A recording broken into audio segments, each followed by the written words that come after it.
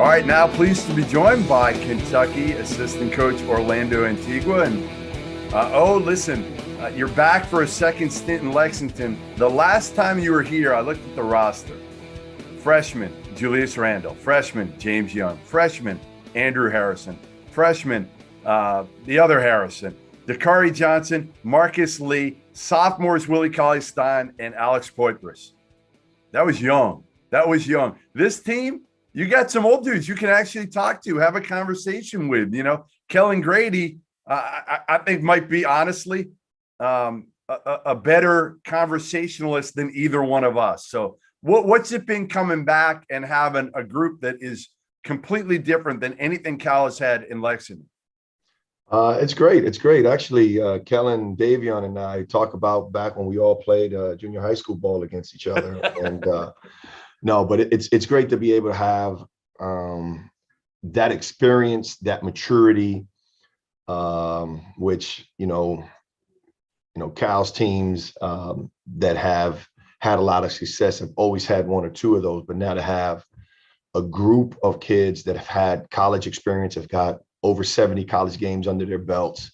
Those are all positive signs for us, and has helped us to be able to bring our freshmen along a lot quicker, because now they have someone that can also reinforce some of the things that we're trying to get them prepared for as they get ready to start the season. So I've always said over the last, I don't know how many years it's been, why doesn't Kentucky have more shooters? Right? Mm-hmm. I mean, it's been lacking over the last few years. I think Cal would admit it. You weren't there through a lot of it, but you don't lack shooting this year. Kellen Grady, CJ Frederick, two of the best shooters in the country. TyTy, I haven't seen yet consistently, but he looks like he can shoot the ball from the perimeter pretty well. Yeah, we've got some guys that can shoot the ball from the perimeter, and I would also throw Davion in there. I mean, we do our 5-minute shooting, and Bryce Hopkins. We do our 5-minute shooting every day, and those guys are up in the in the low 60s, sometimes mid 60s in terms of making threes in a row. So the way the game has evolved, you need the kind of spacing, you need to have some shooting. Traditionally, obviously, the SEC, there's a lot of high-level athletes, but now you got to incorporate some of that shooting with the athleticism that you need to be able to compete in this conference. TyTy, like blown away by him, like blown away by his maturity, not only like on the court, off the court, all of it to me. Mm-hmm. He's got such a mature game. I'd heard about him, how he could score at all three levels. But what impressed me the most was honestly his ability to pass the ball, make his teammates better, and his willingness to be a passer first. Mm-hmm. What's impressed you the most about him, and what are your expectations for him? Because honestly, for me, it's like the sky's the limit for him. The sky is the limit for him. I think he's a kid that paired up with Xavier in the backcourt, have really played well off of one another. They're both of their maturity, allowing each other to pick and choose when to be handling the ball, when to attack, when to become facilitators as opposed to going and scoring, and finding that niche and that synergy between those two is key for us. It's key for this team. And, he just has an unbelievable feel and a mature way about his game, like you mentioned, that's, hard to see with a kid this early on, which allows him, on top of his length, his size, he can really shoot it. He's got range. He's got an unbelievable mid-range, which allows him to see over people, whether to make, the pull-up jumper, the runner, or to facilitate and find guys. And that's special. I feel like you guys have almost two of everything, right? I mean, you got 2 points, in terms of Wheeler and TyTy. You got two really good shooters, CJ and Kellen. The only thing you might not have is two guys who can man the middle like Big Oscar, right? Mm-hmm. I mean, he's a difference maker for you. And, I came away, and I was in Lexington for 3 days, came away saying he might be the most important piece to this team because he's so physically dominant and can control the glass. You don't have anybody else like him. Damian Collins is going to be terrific, but, he's 205 pounds soaking wet right now. He can't bang with the big boys like Oscar can. Is Oscar kind of an X factor because of that? Oscar's motor is the X factor for us because of how the way he pursues the ball, how the way he runs the court. Obviously, his physicality is something that we're going to need on this team. But you also get some uniqueness. I mean, you get some of the competitive fight from Lance Ware when he comes in, and then Damian Collins' ability to block shots, get off the floor really quickly, his length, not necessarily maybe his bulk, but his length and his timing is superb. And I just think of that combination of things, should help us to be able to man the middle. Yeah, I mean, no question. I mean, he can be a difference maker. So I had never seen Bryce Hopkins. Saw him in the scrimmage and was really impressed. I know he was kind of up and down in that scrimmage. He came out strong, but I just felt like he's got good feel. He's big, he's strong, he's more skilled than he looks, right? You expect him to be kind of a bruiser with that body, like an undersized 4. But how do you explain his game, and what role do you think he'll have this year? I think Bryce is someone that also has a great ceiling because of all the attributes that you just mentioned. He's a basketball player, just happens to be 6'6", 6'7", 220. Right. You can put him in ball screens. He knows how to pass. He can handle the ball in transition. He'll rebound. Our challenges to him is to push him every day to compete and to keep running and keep being aggressive because of he does so many other things. And lucky for him, he's got some guys, some veterans in Keon and in Jacob that are going to push him and show him the way. And he's a kid that you can utilize at the 3, you can utilize at the 4, and you can post him. You can, he shoots the ball well, and you can do so many things with him, and that's a luxury to have a kid with his feel and his IQ at his size. What's your biggest concern, worry with this team? I mean, you're throwing a lot of new faces together, but Cal's like the master at figuring that part out, right? The chemistry and egos, putting them aside. What's your biggest concern? Well, you always worry about chemistry, and one of the things that we've been really excited about is the synergy that the players have had, even from the spring and the summer, and that's continued on here now in the fall.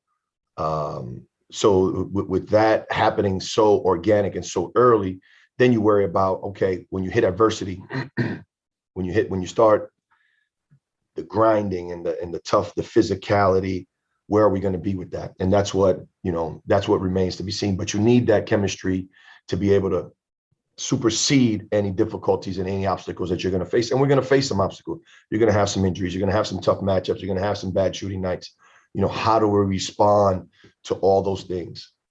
Yeah, I feel like you can withstand injuries a little bit better than, although you don't have crazy numbers, right? A lot of teams have like 15 scholarship guys, 13 scholarship guys. You don't have that. What do you have, like 11? Yes. 11, but all 11, it feels like, can 12. play. 12. And all 12 can play. I mean, that's the good part of this is you've got kind of quality depth with this team. You've got experience. You've got shooters. You've got multiple point guards. It's funny. I had you guys ranked somewhere around like 12 in the preseason up until now. And when I saw you guys play, I moved you into the top 5. I just feel like you have, and part of it is because of TyTy. I just honestly, I can't stop raving about the kid from everything. Like, you name it, everything about him. I think he's got a great presence to him too. And you can see a lot of freshmen come in, and he didn't come in quite as hyped as some others have come into Lexington, but he came in hyped. And I don't feel like he's got any of that to him. I feel like all his teammates and your team, like you said, your chemistry is really good. Again, we'll see when obviously the minutes get handed out in games. Yeah. That's when you can really tell. But right now, it seems like the chemistry has been terrific. It has been. And TyTy is about winning. Yeah. The pandemic didn't allow him to play on the major circuits, so everybody didn't get a chance to see him. But us as a staff and Cal did a great job of evaluating and watching and connecting with TyTy early on to see that, he had a lot to him that we would want here in Lexington. And we're glad that he's here and part of our team, and thinks he's got an unbelievable future and ceiling, and just, happy to be on the journey with him to help him try to do something special here in Lexington. Well, listen, it was good to see you last week in Lexington. We're both fighting the keto diet, so good luck to you there as well. I need all the help I can get. Yes. And, I'll see you You have next to start week. the intermittent. You got to start the intermittent in there. It'll I help. can't do the intermittent. Listen, I cannot do the fast. I can fast once a year when I have to for the Jewish holidays. That's all I got in me for the fasting. That's it. I ain't strong enough to do that. Yeah. Well, I wasn't either. I'm working at it. I'm working at it. All right. Well, good luck. And I'll see you at Madison Square Garden next week. All right. See you then. Thanks, Jeff.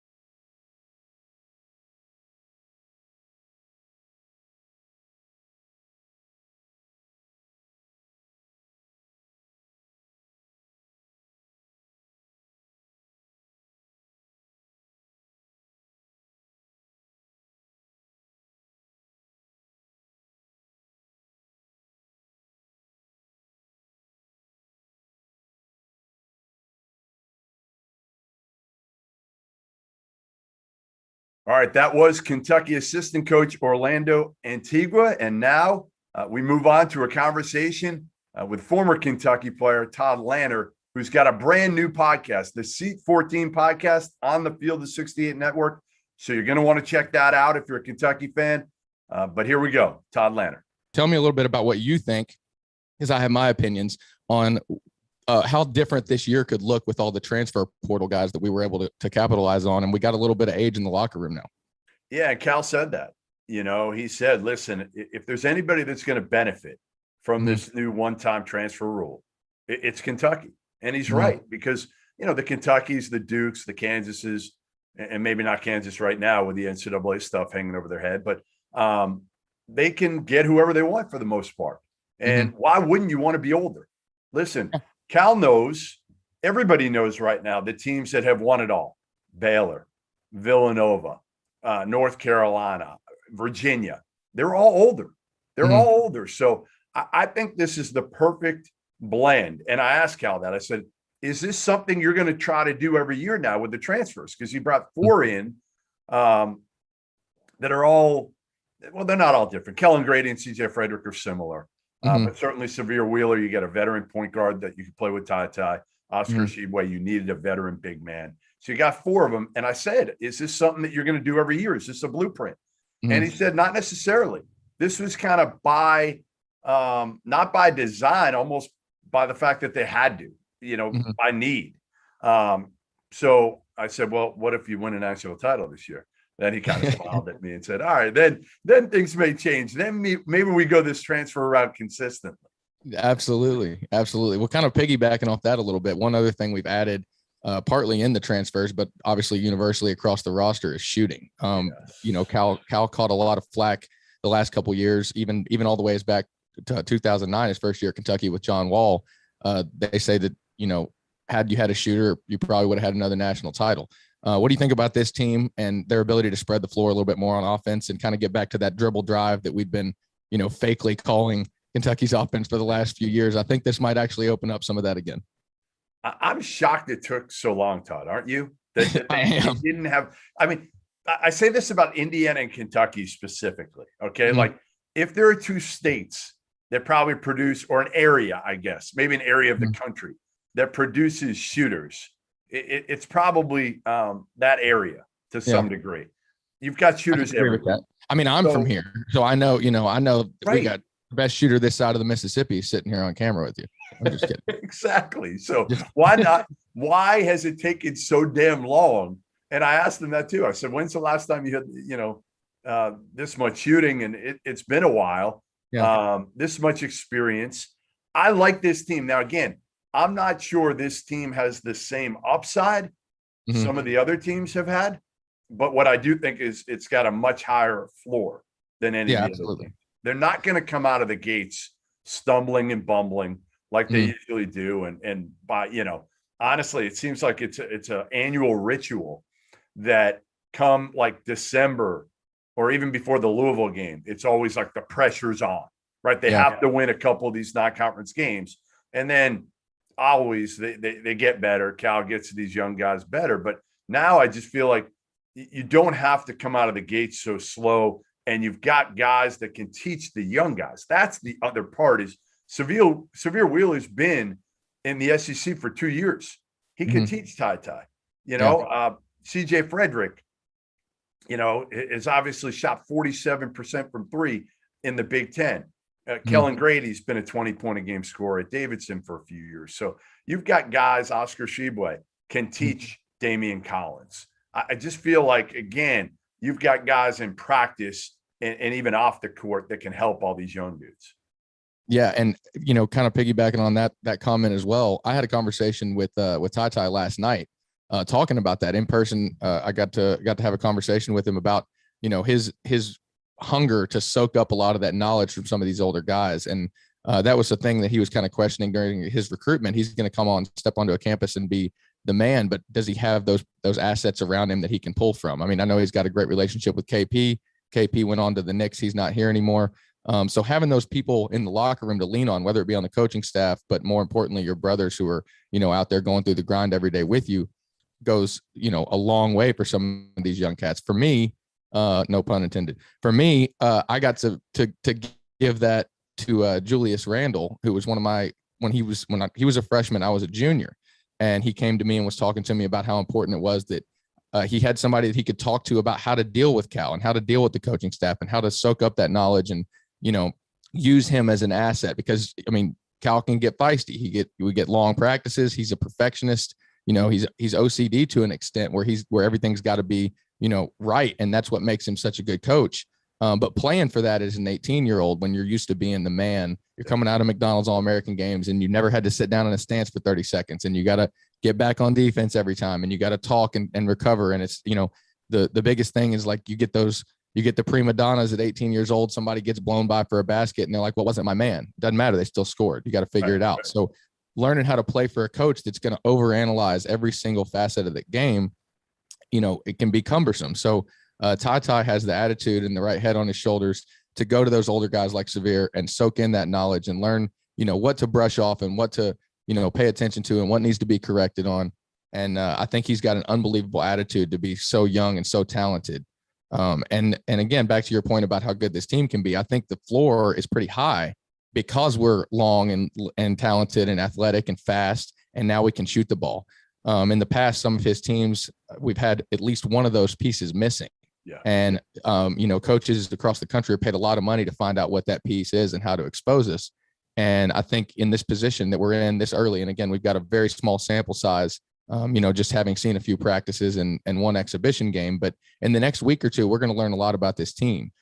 Duke's a pretty powerful, got a pretty powerful lineup this year. Yeah. And, Kentucky fans to a fault almost are very, high and low. If, we're coming into the season, we want to be 40-0. We lose this Duke game and everybody's like, oh, there goes Christmas. So we got to figure out, don't do that. Whatever you do, don't do that this year, because I'm saying, you got to balance those emotions. So I think we come out, we put up a good fight against this team. I think we're capable of winning the Duke game, and I'm getting a little bit ahead of ourselves here, but what I want to see is that competition. Like when you get beat on defense and Cal calls a timeout and you got a blown coverage and you come in and, he's telling you how to correct it. Are guys listening, or are they, do they got those jitters still? And getting past that is a big piece in listening to the older crowd on the in that huddle with you. So I look for guys like Severe. I want to see them coming out of huddles. Severe's got his arm around TyTy, pointing and teaching him things, and that's the kind of camaraderie that you build. And in my experiences, my 2015 year was my senior year, and that's the biggest difference maker that we had. We had a few guys returning. We also had the advantage of having the summer trip to the Bahamas ahead of that season, and you were able to build that brotherhood. And this year, I kind of feel that starting to develop a little earlier than normal. So I'm very excited to see what he can do with this. I think we're gonna end up putting together a pretty good team. They are a fun group. Like that's the one thing I can say that I can give some insight to right now is spending some time with these guys. And I've known Xavier and Kellen for a little while now, but Oscar, man, he's so much fun to be around. That smile, man, is worth like $1 million. And absolutely. And I don't think you're gonna find a bigger fan of TyTy on the planet right now than me. I mean, I think this kid's gonna be, and again, I was gonna say a lottery pick, but I don't want to get ahead of myself here. Let's enjoy TyTy for the year. What I think TyTy brings is such a matured game to the sport. That's what blew me away is, he could score at all three levels. You could see it. He could shoot it from deep, great floater, and can finish around the basket. Okay, there's all that, right? We kind of people knew he could be a scorer. The part of his game, Todd, that blew me away was his ability to find guys, see things, and be unselfish and find guys. And if he can do that, again, he's not an exceptional athlete, but he's got this, man. He's got a high IQ. He's laser focused. And again, we're talking about a small sample size, but I look for things early in the season, like, you get a basket. Are you lost on defense, or do you score and exactly where you get to your spot? You get back to cover your man. You're talking on, getting back. And a lot of those guys, you make a basket in Rep Arena for the first time in front of 20,000 people, and you get a little dazed and confused. Yeah, you don't know where you're going. Right. But he was on it, and he was talking to his teammates. And I made the comment to him last night. I was like, I didn't know you could shoot like that, kind of being funny. And he just gave me this side eye, like, you're going to learn. I told him after the scrimmage, I said, hey, listen, I've had a bunch of coaches tell me that you're not a great shooter. Are you surprised at that? And he looked at me like, yeah, who the hell would possibly say that? Which you need that swagger. Yeah. And that the best, you weren't there. I don't know if you've even heard about this after. So generally, especially if it's a guard who's like an NBA prospect, I'll see like how tall they really are. I'm like 6'. Yeah, absolutely. So I'll try to stand next to him when he got up out of his chair and walked out. I'm like, hey, how tall are you really? And I got next to him. I'm like, what are you, 6'5"? Like I'm 6'3", and I was clearly looking up at him. And I'm like 6'5". He went bananas. He was so excited. He's yelling around. He's like, see, I'm 6. He says I'm 6'5". And I'm like, all right, 6'4". I'll give you 6'4". And he still was like, I guess he ran in the locker room yelling, 6'5", because I think he's listed at 6'3". And I'm like, there's no way he's 6'3". I'm 6'3", and I was clearly looking up at him. Yeah, I'll give him 6'4". He had me by a little bit, and he was in sandals, so I'll give him 6'4". He's just such a good kid to be around. Like, and that's the whole team. I'm telling you, like Kellen Grady is the most mature college basketball player I've ever talked to. Like literally, he's that smart. Wow. Oh my goodness, it's incredible. I haven't got the pleasure of talking to him yet. I hope to. No, like that's awesome. He's super smart and thoughtful, and just again, you could talk to that kid about anything. Not a kid. And maybe part of it's because he's from Massachusetts. Maybe. I hear you. Xavier is great.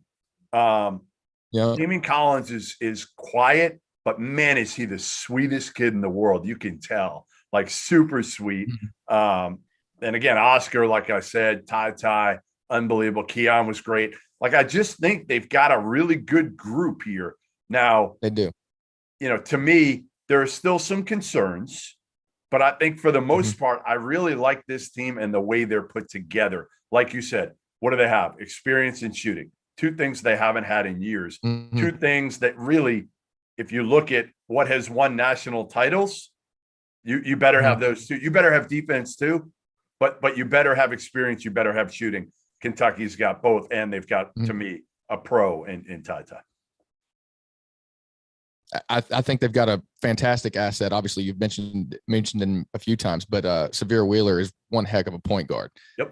The way he controls the pace of the game, his court vision, all elite level. And you know, we've seen him in the past, you know, in the SEC, and I question still whether he was able to come in and run a team like this. And so far, again, small sample size, but he's showing that he's got the pieces and you know, the confidence, and that's a big part of it. And he's got some finishes. He had some finishes around the basket in a couple practices and even in the exhibition game that were, you know, well beyond what I thought he was capable of doing. So I'm really impressed with him, and that's what we need, like you said, to play along TyTy and for him to lean on.